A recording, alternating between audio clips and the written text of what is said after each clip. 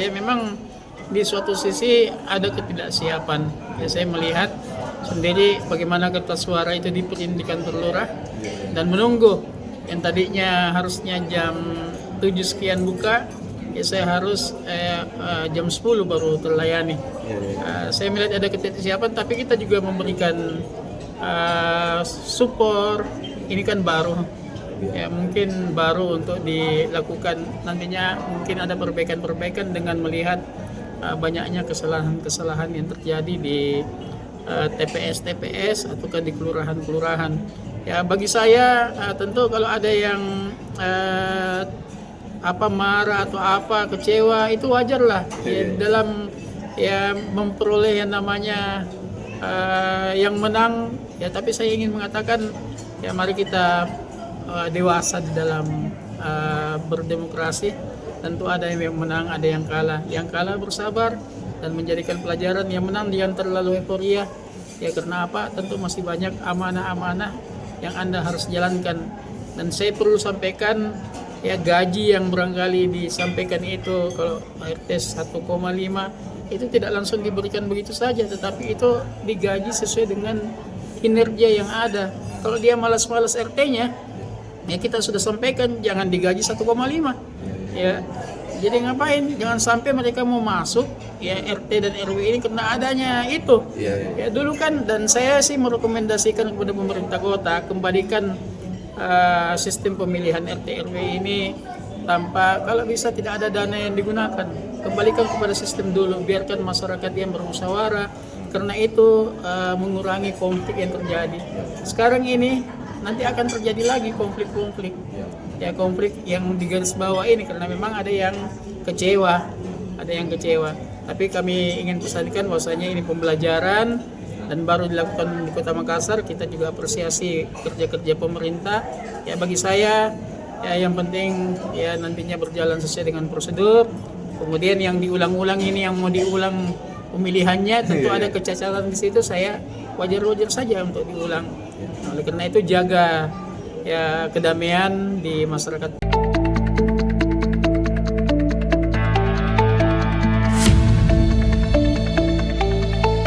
Wali Kota Makassar Munafri Arifuddin menghadiri musyawarah cabang atau Musyab Harley Davidson Club Indonesia atau HDCI Kota Makassar periode 2025-2028 yang digelar di Hotel Artama pada Minggu 7 Desember. Musyab bertajuk memperkuat soliditas, meneguhkan komitmen untuk kemajuan bangsa ini dibuka oleh Sekjen HDCI Husti Karyono. Turut hadir Dewan Kehormatan HDCI Kota Makassar sekaligus ex-Wali Kota Makassar Ilham Arif Sirajuddin. Api nama karibnya menyampaikan, HDCI bukan sekedar wadah komunitas motor besar, melainkan ruang kebersamaan yang memupuk persaudaraan melalui aktivitas touring dan kegiatan berbasis hobi. Api mendorong agar Musyab komunitas Moge ini tidak hanya menghasilkan keputusan organisasi, namun juga memberikan manfaat yang lebih luas bagi masyarakat Kota Makassar. Sejalan dengan itu, ia kembali menyampaikan apresiasi atas peran HDCI dalam mendukung kegiatan pemerintah kota termasuk penyelenggaraan Selabes Makassar Bike Week beberapa waktu lalu. Ia menilai event tersebut memberikan dampak signifikan terhadap sektor pariwisata dan perputaran ekonomi Kota Makassar.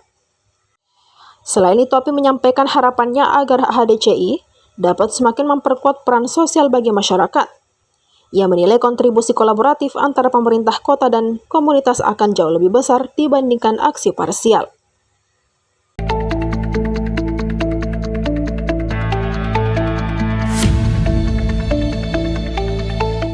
Fasad Monumen Mandala di Kota Makassar disulap menjadi panggung lintas medium pada gelaran Mandala Light Symphony, salah satu pentas utama rangkaian Mandala Weeks 2025 yang digelar pada 28 hingga 30 November 2025.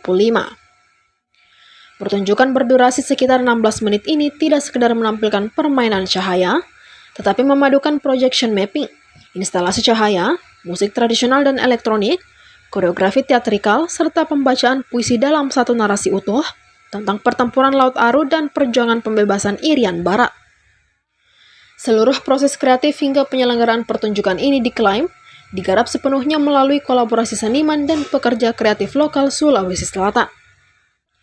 Gagasan awal Mandala Light Symphony berangkat dari ajakan unit pelaksana teknis UPT Museum Mandala dan Society de Harmony yang sejak berbulan-bulan lalu merencanakan pementasan video mapping di Monumen Mandala. Ajakan itu kemudian ditangkap oleh Rais, seniman yang didapuk sebagai produser sekaligus sutradara pertunjukan. Dari titik itulah konsep Mandala Light Symphony berkembang. Rais mengusulkan agar pementasan tidak berhenti pada proyeksi visual di fasad depan monumen, tetapi dirancang sebagai pertunjukan seni silang media di ruang publik. Ia menjelaskan dalam pertunjukan silang media setiap unsur musik, visual, cahaya, gerak, dan puisi tidak saling mengiringi secara hierarkis, melainkan berdiri sejajar dan menyampaikan cerita yang sama dengan cara masing-masing.